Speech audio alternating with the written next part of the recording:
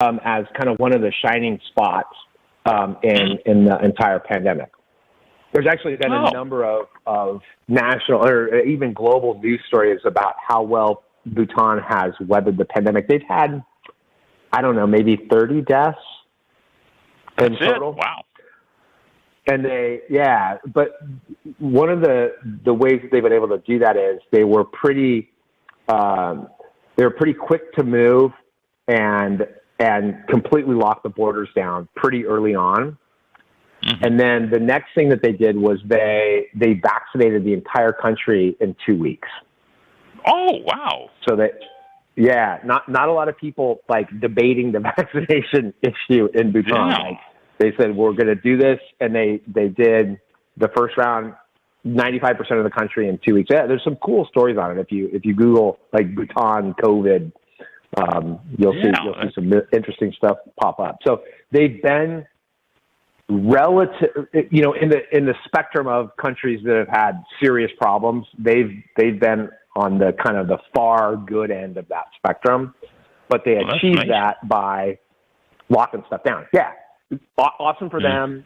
The downside is my winery construction gets pushed out, and I'm happy I'll take that, 100 times out of 100, versus massive problems, but my winery gets closed a little early.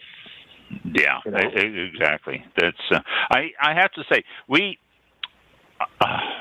last year before last, we received an email from somebody, and I don't know why or how or something, but they mentioned in the email that All About Wine was one of the most listened to food and drink shows in Bhutan and Mongolia and that area there. I don't know why or if it was revamped, but it showed a list of the different countries that listened to All About Wine, and Bhutan was one of them. A high percentage of the listening overseas was from there. And that is awesome. I was amazed. I really was. I was amazed when I saw that list, but so when you start talking about Bhutan and not having any wineries, I'm going, wow, Well, if that's, if a lot of Bhutanese are listening to this, let me give a shout out to my boy Karma and my boy Vincent and my boy Shearing and my boy Tashi. What's up, guys? All of you guys, But Bhutan has this really great rice wine culture. It really is super ingrained in their society, and so every household makes this traditional rice wine, and they call it ara, and they make it in their kitchens, and every family has a different recipe, and some make a more fruity style or a cloudy style or a filtered style, and everyone would tell you like their ara is the best ara, that other guy down the street is garbage, and don't drink it, mine's the best. And I was the when original. you come to someone, ours is we've been doing it for thousands of years better than that guy. Yeah. And when you show up at someone's house, it's considered part of the culture that you would greet them and you would give them a bowl of ara, and so they have this. It truly, like, the rice wine is a big part of how they interact with each other, and it's a big part of their culture. They just never had vinifera. It was never there, so they made it with what they had. So it doesn't actually surprise me that they're listening to your show, because I think there's a whole lot of interest and curiosity about, hey, we have this awesome rice wine culture. We're about to be able to take it to the next level and add vinifera into that mix. And that doesn't surprise me at all. No. And it really surprised me too that I've done, different shows and talk about wine around the world, different things in Korea and places over in that area, Japan, a lot of these places make wine from flowers. There's a lot of wine from flowers, and not having any wine at all except for the rice wine there is really surprising. Well, I don't want to say that that's the only wine that they have there. So they do import some bulk wine from places like India in South Africa. This is a more recent thing, probably in the last 10 years or so, where they import some bulk wine and they bottle it locally. One of the brands that they have is a brand called Takin, and Takin, and the Takin is like the national animal of Bhutan, and it looks kind of like a cross between a goat and a yak. It's kind of like this little interesting looking thing. It's about the size of a big dog, and it's got horns and hair and stuff. And they basically, have this wine that they just throw, whatever into it, and it retails for about $1 a bottle. So you can sort of understand, the type of stuff that's going into it. So, yeah, so they do have some wine there, and then they have this other wine there called Zumzin, which is it's the same kind of thing. They import white wine in bulk, and then they dump peach extract into it, and so it's not fermented from peach, but it tastes like peach. Very peachy. It's a little peachy. So they do have some wine there, but it's not theirs. It's not an expression of their terroir. It's not indigenous. Yeah. But yeah, I think the whole country has been just incredibly behind this project, and the level of interest is just amazing. And I think, it speaks to the concept of wine is ingrained in their culture. And now they've got the opportunity to sort of up that game with vinifera, and everybody wants to know what's going on with it. I mean, I'm fun. sure they would. To your point, it's cool.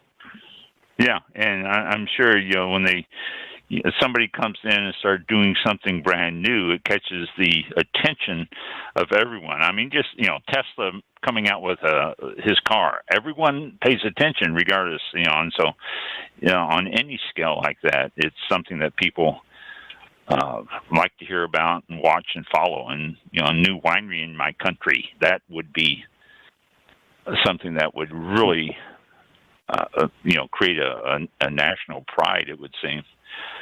So, for sure.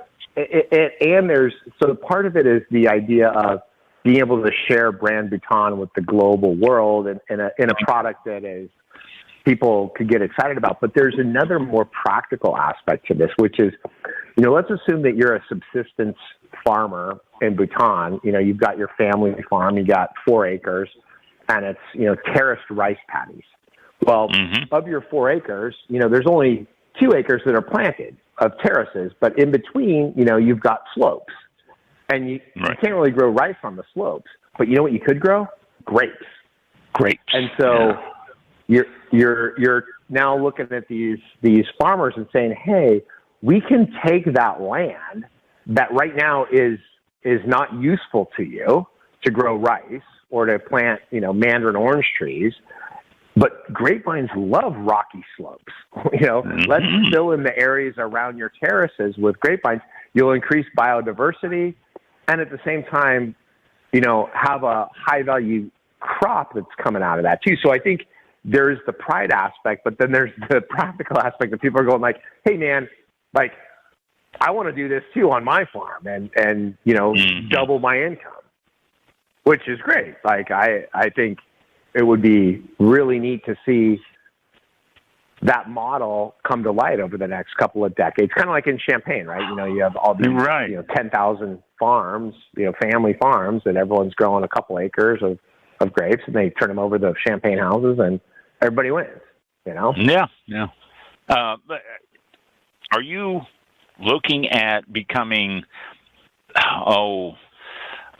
organic, sustainable, any of that, as you're setting this up, or are you just going to be making wine? So Bhutan is the only carbon negative country in the world. Wow. And Bhutan is, and Bhutan is on track to be the first country to be 100% organic for all agricultural verticals. Wow. So they are like people from all around the world go to Bhutan to study sustainable agriculture and how you get that harmonious balance with the environment. So we are kind of starting with that as our canvas to paint on. Within that, there are, I'm not a total Rudy Steiner biodynamic, let's go chant in the vineyards. But I had the monks out blessing my vineyards, and I had, the monks. It's Bhutan. It's Bhutan, yeah. And what worries me is there's a couple of things that worry me. So one is there's monsoon pressure in the summer. That's going to create mildew pressure. And it's just hard to treat mildew with organic treatments. And so we're getting, fungicides tend to work if they're not organic. So we're experimenting with some interesting approaches. So I don't know if you've seen in Japan with the koshu grapes where they put the little hats over the clusters. Yeah. Have you seen this? Yeah. So we're thinking about our viticulturalist, who's a professor at Cornell, has designed some cool umbrellas basically for the trellises. So we're playing around with that. So that's an interesting concern. And then it's a Buddhist country, so you can't kill anything.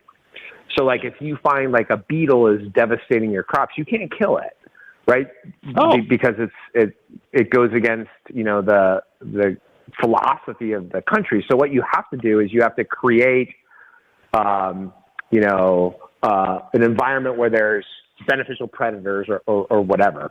And we're still learning about all of that. And actually I was talking to some of the viticulturalists there. They actually have really, really skilled horticulturalists there who've been growing these amazing crops for years. They just have never grown vinifera before.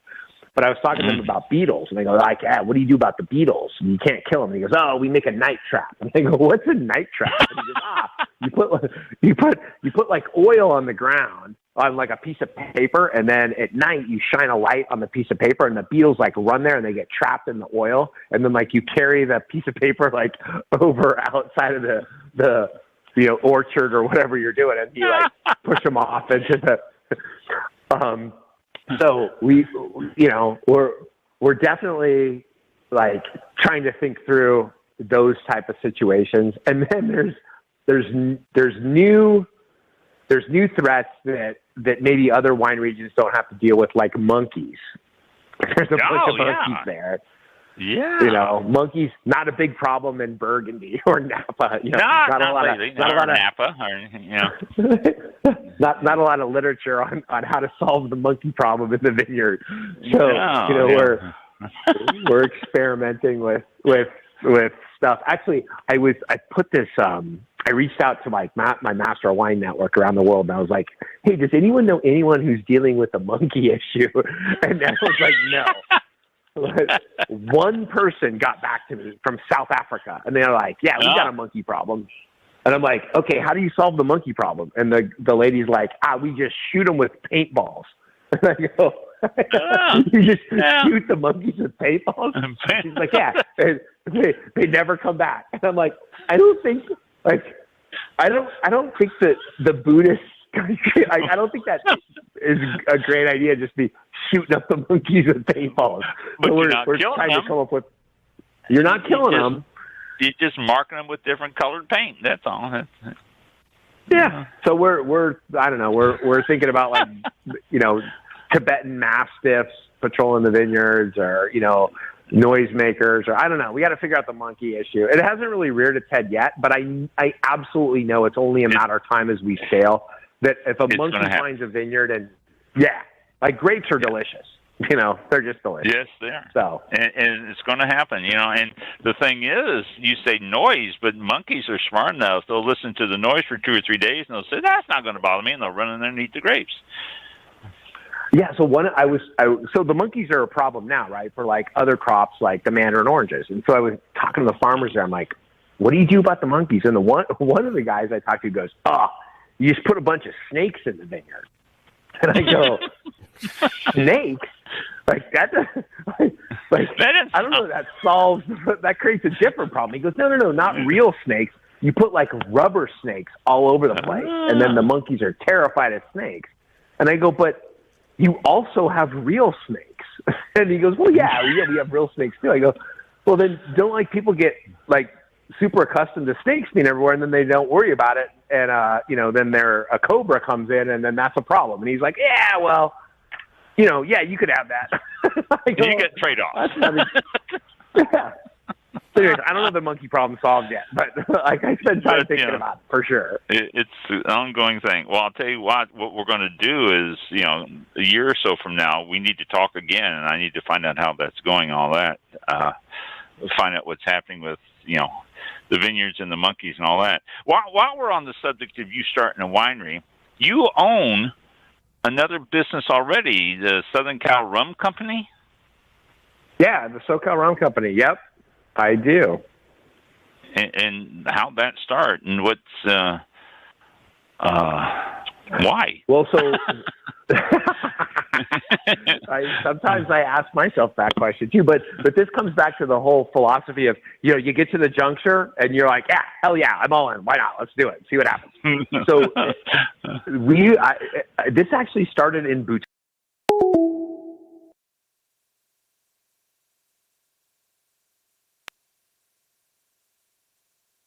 Blog Talk Radio. Welcome to Blog Talk Radio. You are now in the host queue. We were sitting there, and Bhutan is you're sitting in this beautiful environment. You're looking out over the woods and the mountains and everything, and we're sitting there and we're enjoying a beverage. And my friend goes, "Let's start a distillery."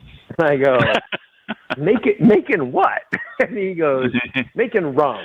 And I go, "I don't really like rum." And he goes, "But I like rum." And my son's like, "I love rum. We should do this." And so I said, well, we need a business model if we're going to do something like this. You can't just talk about, let's have a distillery. So let's figure out what we want to do. And so we said, look, there's a bunch of spiced rum, there's a bunch of flavored rums, there's a bunch of tequilas, there's a bunch of vodkas, but there's really only one premium silver rum, and that's Bacardi.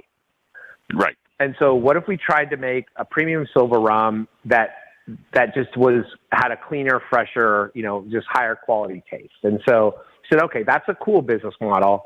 Let's see if we can do that. So then we screwed around with the recipe for like 4 years, and we created a rum. And it was pretty good. And we kind of liked it. And we were like sort of giving it to our friends and saying, hey, like, do this. And everyone's like, this is really good. You should do something with this. So we're like, well, I don't know. So we submitted it as a sample to the largest spirits competition in the world, and we won a gold medal. And so we're like, oh my God, like we actually might have something here that people care about. So I'm like, well, why don't we try to get it rated by one of the beverage rating institutes? And so we submitted it to the BIN network, and they gave us a 95-point rating, which was the highest score for a silver rum ever in history of all silver rums. Like they basically said, this is the best silver rum that's ever existed. And we were like, oh my God. This, like, I guess we did something cool here. We should sell this. And so we, basically built a company around it and started taking it out and selling it. And it's been crazy. Like our rum's been featured on the Real Housewives of Beverly Hills, and it's been this crazy wild ride of all of a sudden you have the best silver rum in the world, and people wanted to make mojitos with and rum and cokes, and I never set out.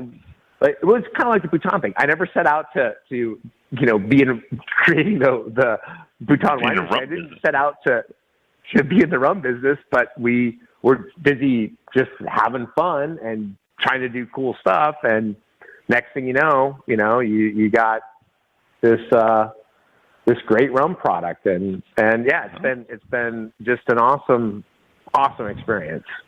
That's all you make on there. It says silver rum. That's it. That's it. That's all we make is this. We call it a platinum rum, but yeah, and we won because me being a skeptic, I'm sort of like, but is it really that good? So like we submitted it to the largest consumer judged show in the world. We won a double gold. We submitted it to, the largest craft spirits competition in the world. We won a gold. Like everything we submitted to, we win. And so I'm like, okay, but it took like 7 or 8 times before I personally even internalized like, oh, we actually did this. We made a good run. It is that good.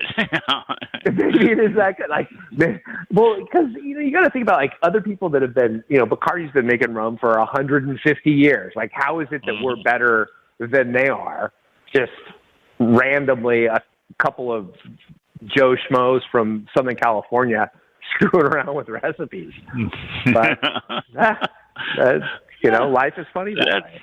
That is. It really is. Wait, you say where do you live in Southern California? I live in a little town called Coto de Caza. No, I've never heard of that. No one's ever heard of it. It's this little tiny town, but it's kind of like inland from Laguna Beach. It's about 7 or 8 miles inland from Laguna Beach. If you know where Laguna is, it's a little bit south of Newport Beach or San Clemente, kind of right in there. Oh, okay. Yeah. Just a little small burg inside of all those others and all that. And you are, I have to mention this too, a professor at the University of California at Irvine. I am, yeah. I teach in the business school there. So that's it, a business teacher. Yeah, I mean, I'm not just an alcohol tattooed guy. Actually, my day job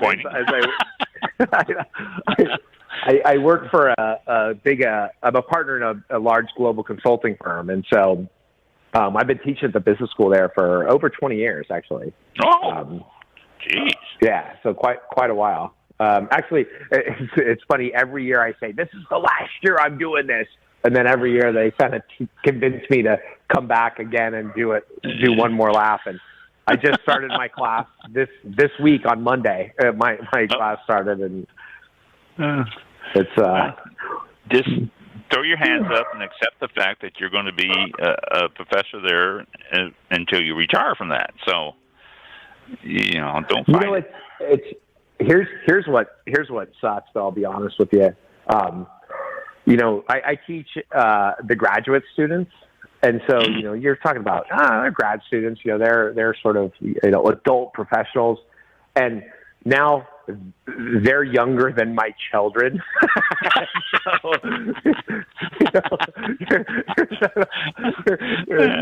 I've become the old professor, not the old punk rock guy. Yeah, not anymore. You're going to start wearing long sleeves to work. Start wearing the jackets with the patches on the elbows. That's right. Yeah, smoking a pipe. There you go.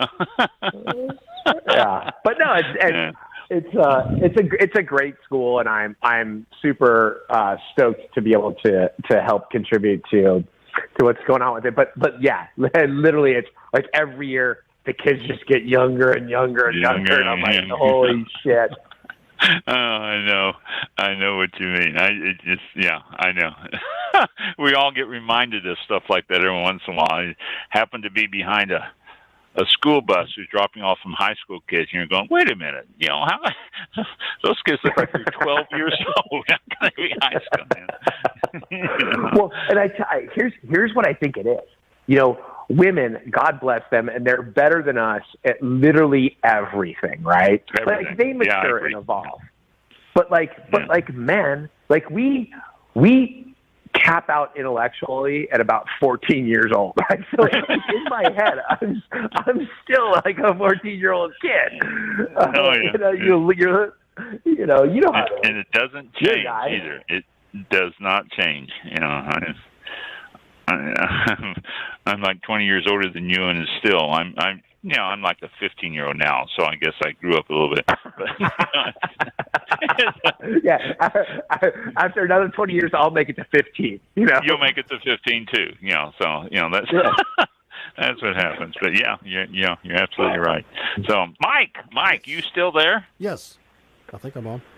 Oh, any comments? Jesus, any questions? Wait, we got somebody else on the phone. Oh yeah. And well, Mike is my co-host. Mike is back in my co-host. He's one of those silent people that sits back, and while we're talking, he's texting and he's sending out tweets and he's making notes, and he keeps himself busy in the background, and he's the one that will take this show and put it in the archive so people can listen to it over and over and all sorts of stuff. He's the man, really. He's the man. So I always give him a chance. Mike, I had no idea, buddy. I completely apologize. For monopolizing the conversation and not letting you jump in. He brings me in towards the end, and because I'm usually, like you said, taking notes and updating.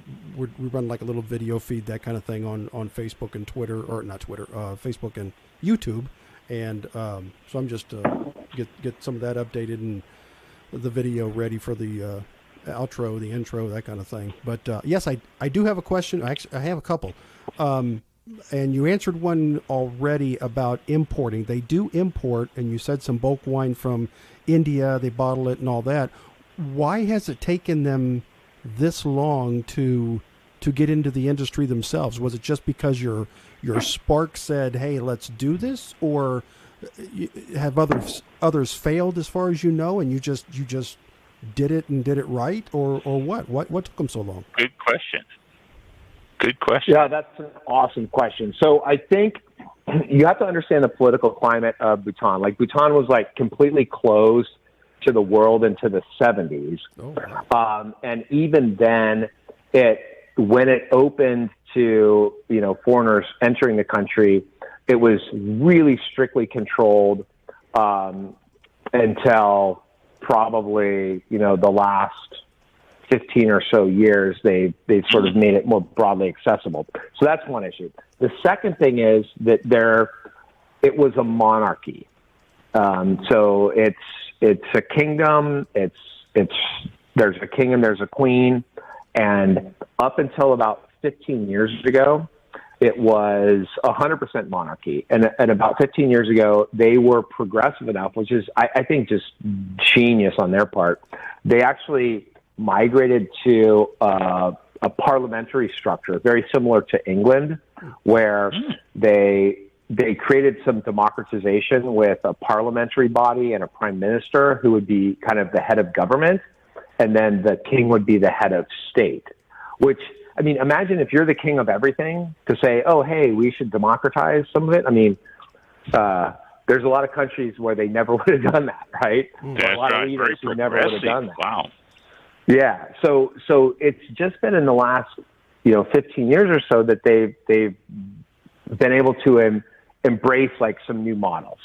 All of that being said, there is a gentleman by the name of John Goulet, and the Goulet family owns Taltarni Vineyards in Australia. They own Clos de Val in California, and they own some wineries in France. And my understanding is that Mr. Goulet was really close with the prior king of Bhutan. I think he's an older fellow. I think he's in his 70s or 80s now, and I know that he's the head. I've never met him, so this is just what I've heard, and so I don't want anyone to sort of assume that I'm the factual historian here, but. But Mr. Goulet is the head of the Bhutan Foundation, which has been around since I think the 80s or the 90s, and it's a nonprofit that's designed to really kind of help Bhutan in a lot of ways. Because he's a wine guy, he had the same epiphany that I did in the 90s, and he tried to set up some initial vineyards, and I think they even sent a Bhutanese person to one of his wineries in Australia to learn winemaking. And they either talked about planting a vineyard or they actually planted a vineyard. And they didn't plant it in the right place or whatever. But there was a lot of discussion in the 90s about this John Goulet working with Bhutan to start this, and it just didn't happen. So there's a piece of me that's like, hey, look, here's a a billionaire with wineries on 3 different continents who tried to do this and wasn't able to do it. What in the world makes you think that, the little punk rock kid from Southern California could do it? So there's that piece of it. But then there's another piece of it that says part of this is about timing. And, the Bhutan today, with the parliamentary system and the more exposure to the global economy, is in a different place than it was in the 90s, and they're ready to hear it now.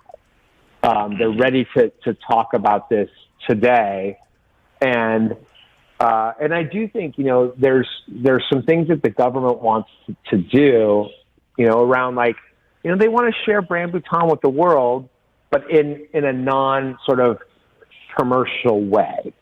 So you think about remember when we were kids and you would get the little plastic toys and they all were stamped made in Taiwan. Mm-hmm. And so the brand in our head was Taiwan makes cheap plastic stuff. Whether or not they did or they didn't, that was what our perception of it was. Right. And so I think there's this desire to share the beauty and majesty of Bhutan, but through products that express that. They could have a cheap plastic toy factory there if they wanted to, but that's not really what they want to do. And the tourism side of it is a different game today than it was in the 90s. And more people are oh, this is my bucket list destination. I really want to go there. And there's new vehicles and avenues for them to do that. And obviously wine tourism is massive, as you guys know. So I think, back to your point, Mike, mm-hmm. Yes, this guy who's better at wine than I am tried to do this, 30 years ago and wasn't able to get it off the ground. And I've made more progress,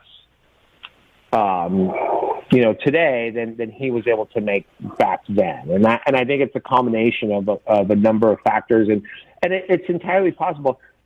I might not be the right guy. I'm not Mr. Right, but I'm Mr. Right now. I might have just been asking the right questions in the right place at the right time to be able to do this cool thing.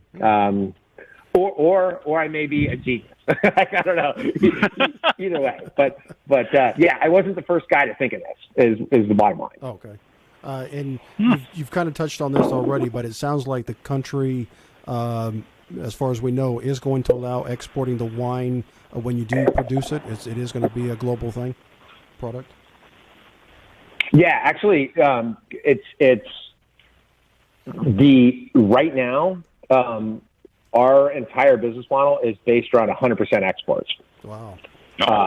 So yeah, our entire plan is 100%. Well, probably not 100%, but the vast majority of production is going to be for the export market. And actually, we should lean in on this because this is kind of interesting. Mm-hmm. We have a bifurcated business model.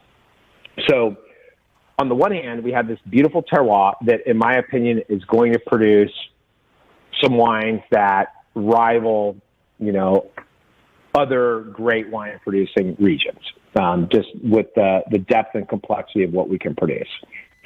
And we plan to do that and export those to New York and London and Japan. Matter of fact, I've already been in numerous conversations with big distributors around the globe, including somebody who wanted, a very large company who wanted an exclusive for the entire country of Japan. And this is 2 years ago. I'm I don't even have wine yet. I'm not going to sign an exclusive agreement for an entire country. But so that we're planning to do that. But then the second part of our business model, and this is where stuff gets really interesting, is India has 1 billion people, more than 1 billion people. And India has a burgeoning middle class, and that middle class is getting very interested in wine. Mm-hmm. And India as a country has placed some really significant taxes and tariffs on imported wine. So you might pay up to 200% tax and tariff on wine that's going into India. So one of the biggest selling wines in India right now is Mateus Rosé. Do you guys know Mateus? Like from back in the day? Yeah. Right? So Mateus is a $5 bottle of wine. And it's, for what it is, it's a nice, for $5. It's okay. It's a great value. Yeah, for $5, it's okay. It's okay. So Mateus in India sells for $29 because of the taxes and the tariffs. And it's one of the highest selling wines in India. And so Bhutan is the only country in the world that has a free trade agreement for alcohol with India. Oh, wow. Yeah, you see where I'm going with this? Yeah. So we're going to plant a bunch of Cabernet that we're going to try to make, a $250 bottle of wine that we're going to sell at, 11 Madison Park in New York. And then I'm also going to plant some high cropping hybrids, that we're going to crop at 15 tons an acre. And I'm going to sell $15 whites and rosés to India at huge margins because I have a massive cost competitive advantage against any other wine company in the world. Oh, yeah, because of the tariffs. No tariffs, yeah. Wow. Because no tariffs, exactly. And so that's kind of our business model. So back to your question about exports, we're going to have, some percentage of our acreage designated to high cropping varietals that we can ship to India, and another percentage designated to really high complexity terroir-based wines that go to, Japan and London and the U.S.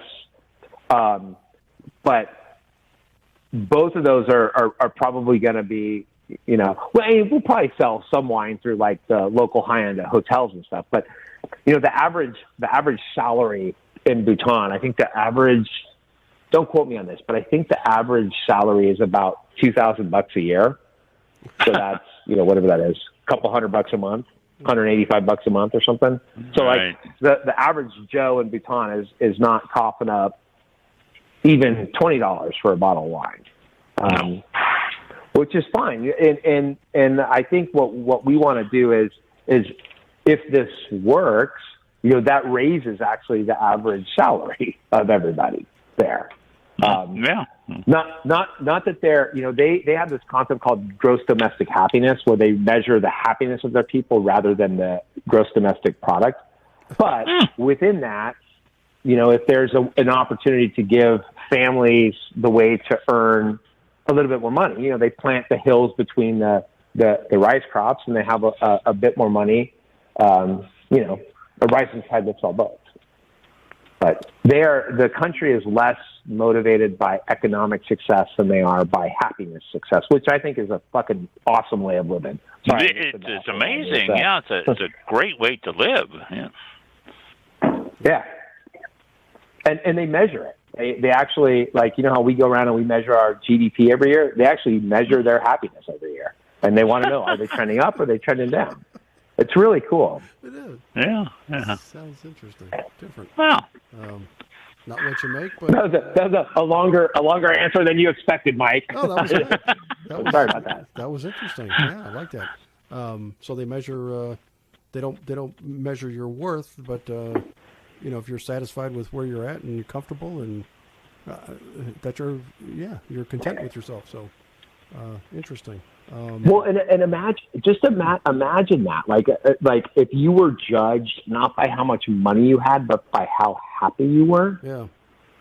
Like if that's what your measurement for your metric for success was. I mean, that should be the metric for all of our success everywhere. Yeah. And somehow we lost sight of that here. Yeah. Yeah, absolutely.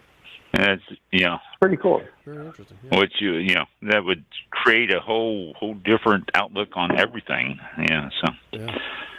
Oh, that's cool. All right. Anything else, Mike? Nope, that's it for me. I appreciate it. Thank you for the answers and for all the insight and everything and your experience and very enjoyable. Really, really appreciate this. Thank you.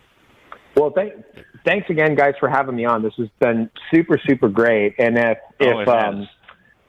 if people want to jump on my email distribution list that we talked about, they can just go to drinkingandknowingthings.com and put their email address in, and I'm happy to share my musings on wine with folks. I will want to know what's do going that on immediately with food. All about wine. Oh yeah, absolutely. And if people want to see what's going on with Bhutan, bhutanwine.com is our website, or you can follow us on Instagram at Bhutan Wine and see pictures of the vineyards. And we're trying to share what we're doing with everybody. And that's Bhutan for all of you out there spelling challenge. Bhutan. And it's not in Indonesia. It's in the Himalayas. It's not an island. Yeah. That Bhutan Wines with an S? No, just bhutanwine.com. No S. Wine, no S. Okay, because it's be sure. So bhutanwine.com, you can check that out. Also, his Drinking and Knowing Things book is out, and his musings from a year of his newsletter. You can get a hold of that, and within a couple years, punch in American Masters of Wine, and you'll see him there. God willing. God willing. And so, but there's you could just if you want to find out more, he's done some interviews. He's been on he's got different magazines and stuff that have interviewed him and all that. So all you need to do just to make it easy on yourself. What do you go by, Michael, on all those interviews, or? I think but to be honest, a lot of my friends call me MJ, so I kind of don't really worry about Mike or Michael. I kind of just go with whatever people are saying. But yeah, if you Google Mike or Michael, yeah, you'll or just Google Bhutan Wine. I'll find interesting stuff to come up. Yeah, you can do it that way. I noticed when I was talking to Alex, she wrote MJ a few times, and I go, "Is this somebody new?" I can realize those were your initials. So, Michael Georgian and Bhutan Wine, you can find out all about him and all that. And I'll ask you now, but say a year from now, I'd like to get you back on the show and see what's happening and see where you're at and what's going on then, and with your Master of Wine test and with Bhutan Wines and all that stuff. So I know I can go on the website, but it's more fun to talk with you.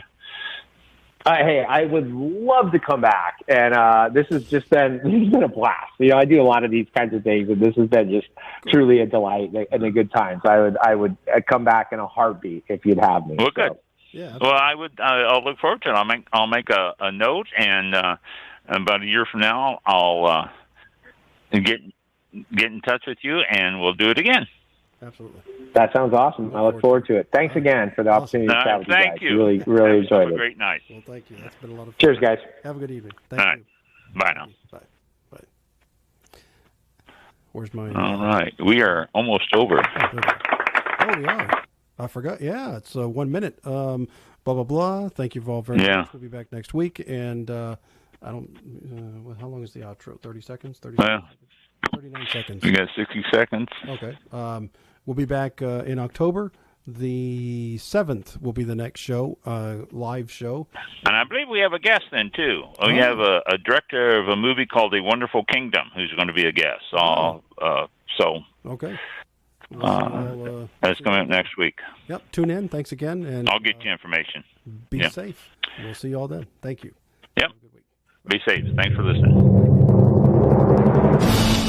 This concludes tonight's broadcast of All About Wine with your host, Ron. For show information, links to All About Wine on Twitter and Facebook, or to be a guest on this show, visit the show website at www.allaboutwinebtr.com. Archived shows are available for download on iTunes or on our show page at blogtalkradio.com/allaboutwine. Thank you for listening. Drink responsibly, and we'll see you next time on All About Wine.